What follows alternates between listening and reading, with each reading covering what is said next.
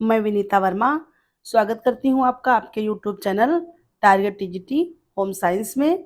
और हम पढ़ेंगे आज अपनी कौन सी सीरीज़, वो होगी 37 नंबर की सीरीज़, जो कि 50 डे सीरीज़ चल रही थी, उसी की आज क्लास नंबर 37 है ना। तो चलिए फिर, और इसके बाद फिर आपको मिलेगी हमारी चाइल्ड डेवलपमेंट की क्लास नंबर 4। तो चलिए कुछ मोटिवेशनल लाइन के साथ हम आज की सीरीज स्टार्ट करते हैं।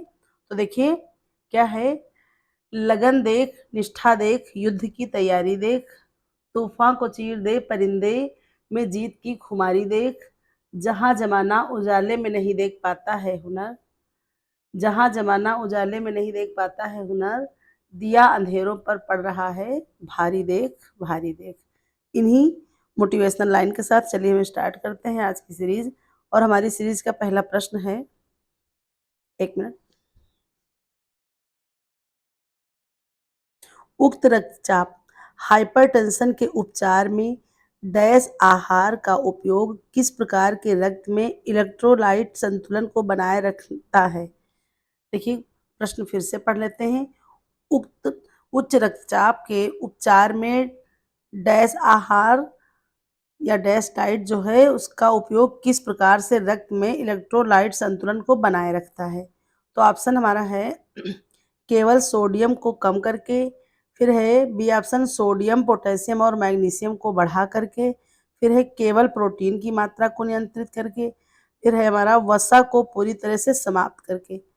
तो देखिए सॉरी, क्या हो जाएगा हमारा आंसर, होगा आंसर हमारा बी सोडियम पोटेशियम और मैग्नीशियम की मात्रा को बढ़ा करके हम क्या करेंगे, तो जो भी हमारा उक्त जो है रक्तचाप है उसमें हम इलेक्ट्रोलाइट संतुलन को बनाए रखने के लिए हम सोडियम पोटेशियम और मैग्नीशियम की मात्रा को बढ़ा करके डैश डाइट को तैयार करेंगे। फिर चलिए देखते हैं नेक्स्ट क्वेश्चन हमारा क्या कह रहा है। नेक्स्ट क्वेश्चन है, खाद्य पदार्थ में काजू का ग्लाइसेमिक इंडेक्स निम्न में से किस कारण कम होता है। देखिए इससे एक चीज और पता चल गई कि काजू का ग्लाइसेमिक इंडेक्स कम होता है, और जो कि हमारा क्या होता है, जिन भी भोज्य पदार्थों में ग्लाइसेमिक इंडेक्स कम होता है वो भोज्य पदार्थ एक तरह से कह सकते हैं शुगर के मरीज या मधुमेह के रोगियों के लिए बहुत ही ज्यादा महत्वपूर्ण होता है। तो फिर चलिए ऑप्शन अपने देख लेते हैं। ए है उच्च वसा सामग्री, फिर है उच्च फाइबर सामग्री, फिर है कम प्रोटीन सामग्री, फिर है पानी की अधिकता।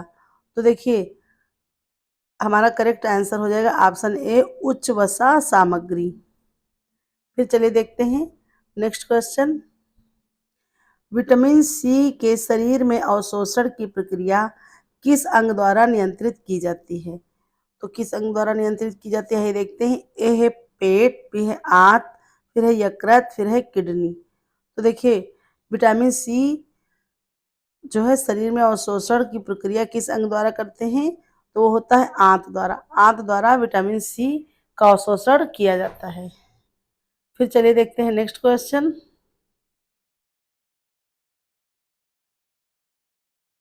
क्या कह रहा है हमारा, कोलाजेन किस प्रकार के संयोजी ऊतक में पाया जाता है। तो ऑप्शन देख लेते हैं। ए है उपास्थ्य, बी है हड्डी, सी है रक्त, डी है लसिका। तो देखिए कोलेजन किस जो है किस प्रकार के संयोजी ऊतक में पाया जाता है, तो वो पाया जाता है उपास्थ्य में। आंसर हो जाएगा हमारा करेक्ट ए। फिर चलिए देखते हैं नेक्स्ट क्वेश्चन। किस खाद्य पदार्थ में हाइड्रोजनेट वसा का उच्चतम स्तर जो है क्या स्वास्थ्य पर प्रभाव डालता है, या कह सकते हैं स्वास्थ्य पर क्या प्रभाव डालता है। किस खाद्य पदार्थ में हाइड्रोजनेट वसा का उच्चतम स्तर स्वास्थ्य पर क्या प्रभाव डालता है। तो देखते हैं कि ऐसा खाद्य पदार्थ जो है तो वो क्या करेगा। ए है हमारा रक्त कोलेस्ट्रॉल को बढ़ाना, बी है हड्डी घनता को बढ़ाना, सी है पेट की जलन को कम करना, डी है मस्तिष्क कार्य में सुधार करना। तो देखिए जो है जिसका भी जो कोई भी खाद्य पदार्थ है जिसमें हाइड्रोजनेट वसा उच्चतम स्तर होती है तो वो क्या होता है, तो वो हमारे रक्त में कोलेस्ट्रॉल के स्तर को बढ़ा देता है। इसलिए करेक्ट आंसर क्या हो जाएगा ऑप्शन ए। जिसमें भी वसा उच्चतम स्तर होती है वो हमारे रक्त में कोलेस्ट्रॉल के स्तर को बढ़ा देता है। फिर चलिए नेक्स्ट क्वेश्चन देखते हैं। चाय और कॉफी, एक मिनट, चाय और कॉफी में कैफीन की उपस्थिति के कारण मानव में किस प्रकार का प्रभाव पड़ता है? तो देखते हैं कैसा प्रभाव पड़ता है। ऑप्शन ए है रक्तचाप में कमी, बी है मानसिक चेतना में वृद्धि, सी है तंत्रिका तंत्र की कार्यक्षमता में कमी, फिर डी है हृदय गति में कमी। तो देखिए हमारा करेक्ट आंसर क्या हो जाएगा, ऑप्शन बी मानसिक चेतना में वृद्धि करता है। इसमें जो है निकोटीन नामक पदार्थ होता है जो कि जो है हमारी तुरंत मानसिक चेतना में वृद्धि कर देता है। फिर देखिए नेक्स्ट क्वेश्चन देखते हैं। कोलाइडल समाधान में क्या विशेषता होनी चाहिए? तो देख लेते हैं। ऑप्शन है कण पूरी तरह से घुल जाते हैं, कण हल्के होते हैं और घुल नहीं पाते, फिर एक कण माइक्रोस्कोप से दिखाई देते हैं, फिर डी है कण केवल द्रव में घुलते हैं। तो देखिए इसकी क्या विशेषता होनी चाहिए, ऑप्शन सी हमारा आंसर हो जाएगा, कण माइक्रोस्कोप से दिखाई देते हैं। फिर चलिए देखते हैं नेक्स्ट क्वेश्चन। शरीर में ग्लाइकोजन का मुख्य कार्य क्या होता है? तो ऑप्शन हमारा ए है कोशिकाओं में ऊर्जा संचार करना, बी है रक्त कोशिका में ऊर्जा का संचार करना, सी है शरीर के तापमान को नियंत्रित करना, डी है वसा संग्रहण में मदद करना। तो देखिए शरीर में ग्लाइकोजन का मुख्य कार्य क्या होता है, तो कोशिकाओं में ऊर्जा का संचार करना, यह इसका मुख्य कार्य होता है, इसलिए आंसर हो जाएगा करेक्ट ए। फिर चलिए देखते हैं नेक्स्ट क्वेश्चन। एप्रिनफ्रिन हार्मोन का शरीर में कौन सा कार्य होता है? ए है रक्त शर्करा का स्तर बढ़ाना, बी है पाचन क्रिया को तेज करना, सी है शरीर में कैल्शियम का अवशोषण करना, डी है हृदय गति को धीमा करना। तो देखिए एप्रिनफ्रिन हार्मोन शरीर में क्या करता है, तो यह रक्त शर्करा का स्तर बढ़ाता है, इसलिए करेक्ट आंसर ऑप्शन ए। फिर चलिए नेक्स्ट क्वेश्चन देखते हैं। किसी व्यक्ति के शरीर में प्रोटीन की कमी होने से कौन सा रोग उत्पन्न हो जाता है? तो देख लेते हैं। ऑप्शन ए है रिक्टेस, बी है ओडिमा, सी है स्कर्वी, डी है हाइपोथायराइड। तो देखिए स्कर्वी होता है विटामिन सी की कमी से, है ना। ओडिमा में क्या होता है, इसमें शरीर में पानी भर जाता है ना, शरीर में स्वेलिंग टाइप में आ जाती है। रिक्टेस आप जानते हैं विटामिन डी की कमी से होने वाला रोग है, और यहाँ पूछा गया प्रोटीन की कमी से।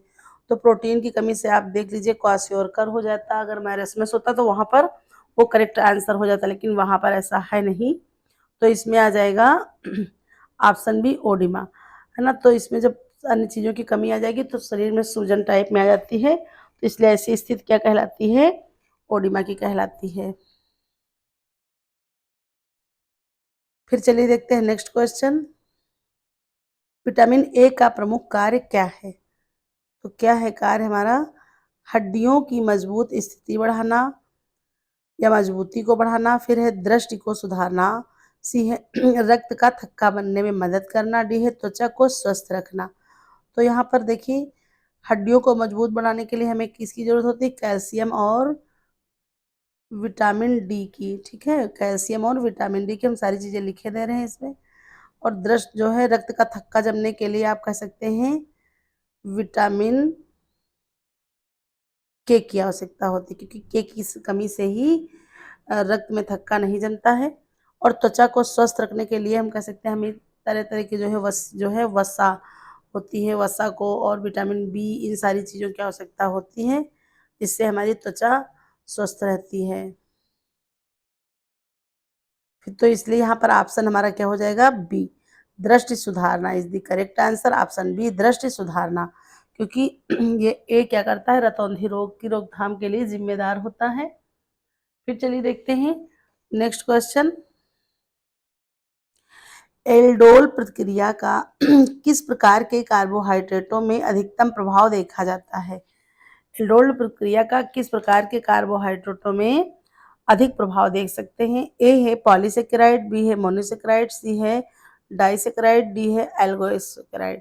तो देखिए हमारा करेक्ट आंसर क्या हो जाएगा, ऑप्शन बी मोनोसेकेराइड। मोनोसेकेराइड में क्या होता है, एल्डोल प्रतिक्रिया जो है देखने को अधिक ज़्यादा मिलती है। फिर चलिए देखते हैं अगला प्रश्न क्या कह रहा है।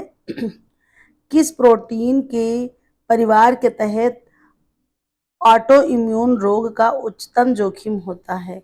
देख लेते हैं। ऑप्शन ए है कोलाजेन, फिर है एंजाइम, फिर है एंटीबॉडीज, फिर है केराटिन। तो देखिए करेक्ट आंसर हमारा होने वाला है ऑप्शन ए कोलाजेन। फिर चलिए देखते हैं नेक्स्ट क्वेश्चन। जो शरीर में हड्डी के निर्माण में सहायता करता है वह किस तत्व से जुड़ा हुआ होता है। ए है आयरन, बी है कैल्शियम, सी है पोटेशियम, डी है सोडियम। सोडियम आप जानते हैं किसके लिए जिम्मेदार है, तो वो हमारा थायराइड के लिए जिम्मेदार होता है। ठीक है। आयरन आप जानते हैं एनीमिया। तो यहाँ पर करेक्ट आंसर हो जाएगा ऑप्शन बी कैल्शियम। ये क्या करता है, हड्डियों के जो है निर्माण में सहायक है, हड्डियों को मजबूती प्रदान करता है। फिर चलिए अगला प्रश्न देखते हैं।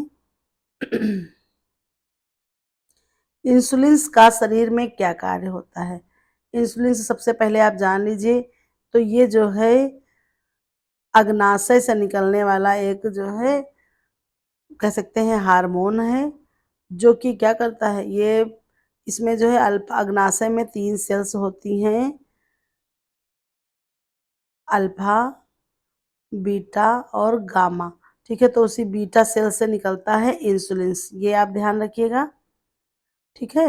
अग्नाशय पेनक्रियाज जिसको बोल सकते हैं, ये भी लिख दे रहे हैं। और उसी के जो है से निकलता है बीटा बीटा सेल से निकलने वाला एक जो है हार्मोन है इंसुलिन। तो ये किसका कार्य क्या है। ए है ऑप्शन देख लेते हैं, रक्त शर्करा को नियंत्रित करना, बी है पाचन क्रिया को नियंत्रित करना, सी है हृदय गति को नियंत्रित करना, डी है रक्तचाप को नियंत्रित करना। तो देखिए पाचन क्रिया को नियंत्रित करते हैं हमारे फाइबर। ठीक है। हृदय गति को नियंत्रित करता है हमारा जो है अन्य चीजें होती हैं, सोडियम वगैरह हो गया, पोटेशियम, ये सारी चीजें। रक्तचाप को नियंत्रित करता है हमारा सोडियम। ठीक है। तो इसलिए करेक्ट आंसर हो जाएगा ऑप्शन ए हमारा रक्त शर्करा को नियंत्रित करता है। ये क्या करता है, इंसुलिन जा करके ब्लड में मिल जाता है हमारे शरीर के, और जो है उसके ग्लूकोज स्तर को नियंत्रित करता है। फिर चलिए देखते हैं अगला प्रश्न। अगला प्रश्न हमारा क्या है, विटामिन बी का मुख्य, एक मिनट, विटामिन बी का मुख्य कार्य क्या है। ए है तंत्रिका तंत्र को स्वस्थ रखना, बी है हड्डियों का निर्माण, सी है रक्त कोशिकाओं का निर्माण, डी है कोशिकाओं का विभाजन। तो विटामिन बी 12 का मुख्य कार्य क्या है, तो रक्त कोशिकाओं का निर्माण करना। ठीक है। ये कार्य करता है विटामिन बी 12 मुख्य रूप से।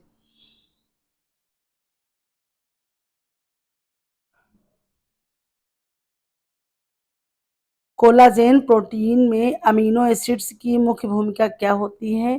तो देख लेते हैं जरा। ए है ऊर्जा का उत्पादन करना, बी है उत्तक मरम्मत और पुनर्निर्माण में सहायता करना, सी है हार्मोन का उत्पादन करना, डी है कोशिकाओं का पुनर्निर्माण करना। तो देखिए कोलाजन प्रोटीन में अमीनो एसिड्स का मुख्य कार्य है उत्तक मरम्मत और पुनर्निर्माण में सहायता करना। Option B is the correct answer. फिर चलिए देखते हैं अगला प्रश्न। किस मापदंड से, एक मिनट, ये किस मापदंड से यह निर्धारित किया जाता है कि किसी आहार में वसा की मात्रा कितनी है।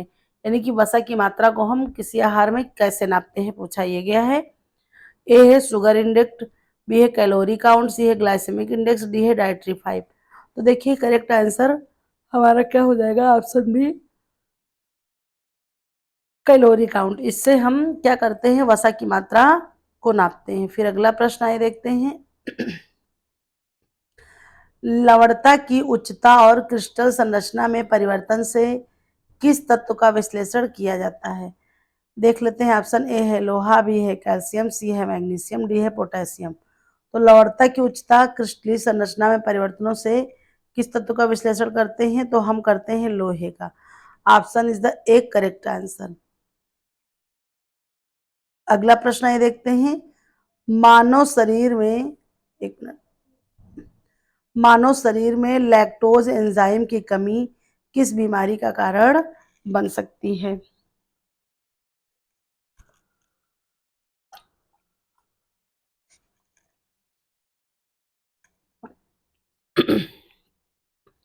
प्रश्न फिर से देख लेते हैं, मानव शरीर में लैक्टोज एंजाइम की कमी किस बीमारी का कारण बन सकती है? ऑप्शन ए है कैंसर, बी है लैक्टोज असहिष्णुता, सी है उच्च रक्तचाप, डी है रिकेट्स। तो देखिए करेक्ट आंसर हो जाएगा ऑप्शन बी, लैक्टोज असहिष्णुता। ये जो है हमारा करेक्ट आंसर। अगला प्रश्न ये देखते हैं,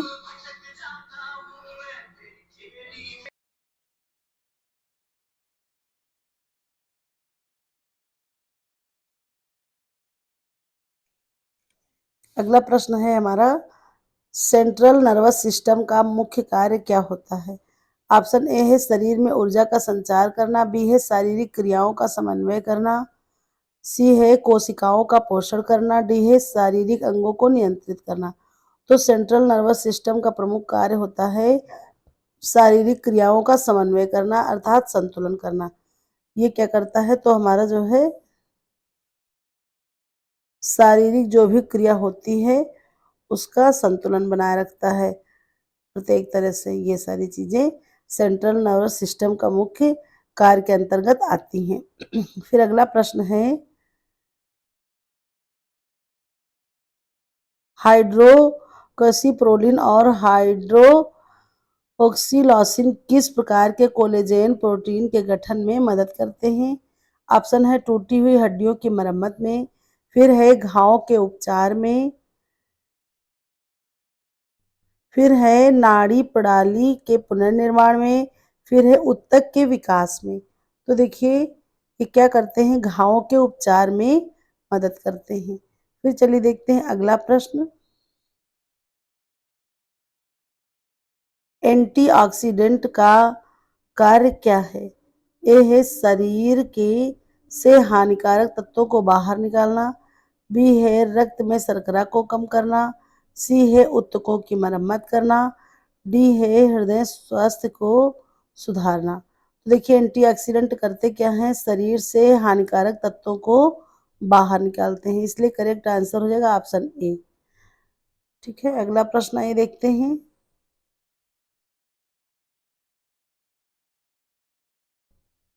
मिथियोनिन, एक मिनट,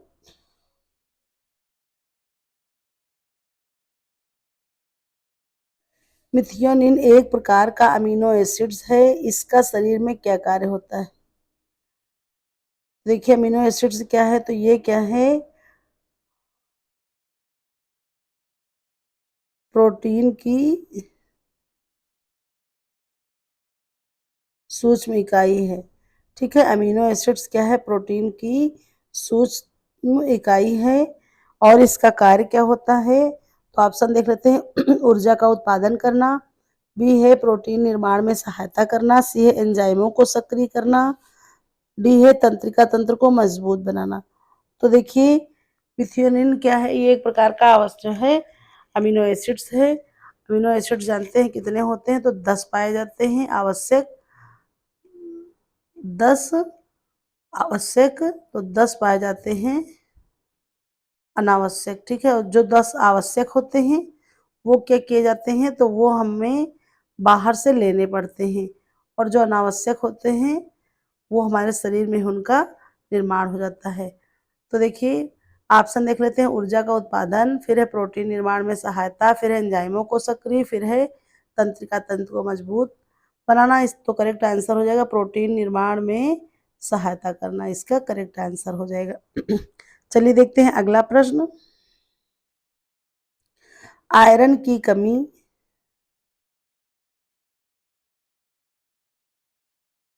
आयरन की कमी से शरीर में कौन सा प्रमुख प्रभाव देखा जाता है? ए है रक्त अल्पता जिसको कहते हैं एनीमिया, बी है जोड़ों का दर्द, सी है मानसिक अवसाद, डी है हृदय रोग। तो देखिए क्या देखने को मिलता है, आयरन की कमी सबसे पहले देख लीजिए, एनीमिया दो होती है, एक मेगलोब्लास्टिक एनीमिया, एक परनीसियस एनीमिया। तो मेगलोब्लास्टिक एनीमिया किससे होती है, B9 से होती है। ठीक है,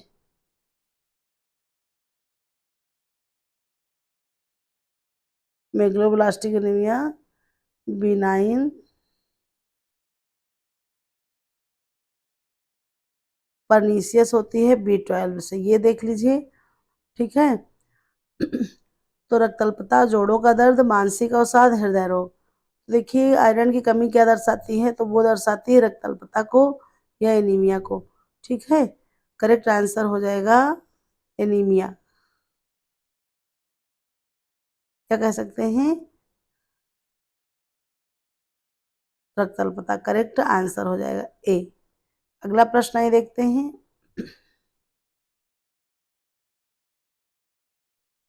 थायमिन विटामिन B1 का प्रमुख कार्य क्या है ना? थायमिन का विटामिन B1 का रासायनिक नाम है थायमिन। विटामिन बी क्या है? तो ये है राइबोफ्लेविन। तंत्रिका तंत्र के कार्य को बनाए रखना, हड्डियों का निर्माण, ऊर्जा का उत्पादन, रक्त शरीर को नियंत्रित करना। तो देखिए करेक्ट आंसर क्या हो जाएगा? ऑप्शन ए, तंत्रिका तंत्र के कार्य को बनाए रखना। जो थायमिन है या विटामिन B1 है वो क्या करता है? तंत्रिका तंत्र के कार्यों को बनाए रखता है। फिर चलिए देखते हैं अगला प्रश्न।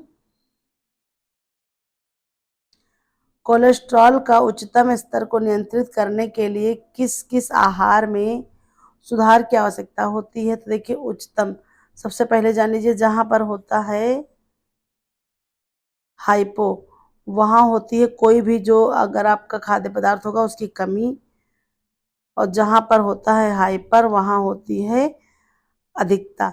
ये आप कहीं ना कहीं नोट डाउन कर लीजिए, सबसे पहले ये पहचानना है। तो अगर यहाँ पर होता हाइपर तो इसका मतलब हाइपो, इसका मतलब वहां पर कमी, और जहां पर हाइपर है वहां पर अधिकता। तो कोलेस्ट्रॉल अगर जो है उच्चतम स्तर नियंत्रित करने के लिए किस आहार की सुधार में है, तो हम क्या सुधारेंगे? ये है वसा में कम, प्रोटीन में अधिक, फाइबर में अधिक, शर्करा में कम। तो करेक्ट आंसर होने वाला ऑप्शन ए, वसा में कमी। जब कोलेस्ट्रॉल स्तर को सुधारना है तो हम वसा कम लेंगे, जिससे हमारा जो है आहार में सुधार हो जाएगा। अगला प्रश्न देखते हैं। कोलाजेन और इलास्टिन के बीच प्रमुख अंतर क्या है? ए है कोलाजेन लचीला होता है, इलास्टिन कठोर होता है। बी है कोलाजेन कठोर होता है, इलास्टिन लचीला होता है। दोनों समान कार्य करते हैं, ऑप्शन सी। डी है दोनों शरीर में ऊर्जा का संचार करते हैं। तो देखिए करेक्ट आंसर हमारा क्या हो जाएगा? ऑप्शन बी, कोलाजेन कठोर होता है और इलास्टिन लचीला होता है। यही इसका प्रमुख अंतर है। और हमारी सीरीज का आज की आखिरी प्रश्न ये देखते हैं। आज जो है 30 ही प्रश्न थे। हमारा प्रश्न है, क्या है डाइटरी फाइबर और इसका मुख्य कार्य क्या है? तो डाइटरी फाइबर क्या है और इसका मुख्य कार्य क्या है, ये इसको देख लेते हैं। ए है शरीर को नियंत्रित करना, बी है शरीर में पानी का स्तर बढ़ाना, सी है पाचन क्रिया को सहायता देना, डी है शरीर के तापमान को नियंत्रित करना। तो देखिए करेक्ट आंसर क्या होने वाला है? ऑप्शन सी, पाचन क्रिया को सहायता देना। डाइटरी फाइबर जो होता है, जो किसमें आता है, जैसे मोटे अनाज हमारे हो गए, ठीक है, मोटे अनाज, छिलके, भूसी वगैरह जो हो गई, ठीक है, और रेशेदार सब्जियां हो गई। रसे नहीं समझना है आपको, रेशेदार जिसमें जो है फाइबर उच्च मात्रा में होता है। तो ये क्या करता है? हमारे आंतों की जो क्रमांकन है उसको बढ़ा देता है, जिससे पाचन क्रिया को सहायता मिलती है। और बाकी ये हमें किसी भी प्रकार की कैलोरी या उष्मा कह सकते हैं नहीं प्रदान करते हैं, सिर्फ ये हमारी पाचन शक्ति को मजबूत करते हैं। तो इस तरह से हमारी आज की सीरीज कंप्लीट होती है। लास्ट प्रश्न एक और बचा है, एक देख लेते हैं। एक और प्रश्न था, विटामिन के का मुख्य कार्य क्या है? विटामिन के का मुख्य कार्य देख लेते हैं। ए है, बहुत सरल सा प्रश्न है। ए है रक्त का थक्का बनाना, बी है हड्डियों का निर्माण, सी है रक्त शर्करा को नियंत्रित करना, डी है त्वचा को स्वस्थ रखना। तो करेक्ट आंसर क्या हो जाएगा? मुख्य कार्य क्या है? रक्त का थक्का बनाना। और इसका रासायनिक नाम भी जान लीजिए क्या है? फ्लोक्विनान जो है रासायनिक नाम है इसका। तो चलिए फिर इस तरह से आज की सीरीज भी कंप्लीट होती है। मिलेंगे अपने अगली जो है सीरीज में, जो कि होगी 38 नंबर की। 37 तक की हमने आज कंप्लीट कर ली है।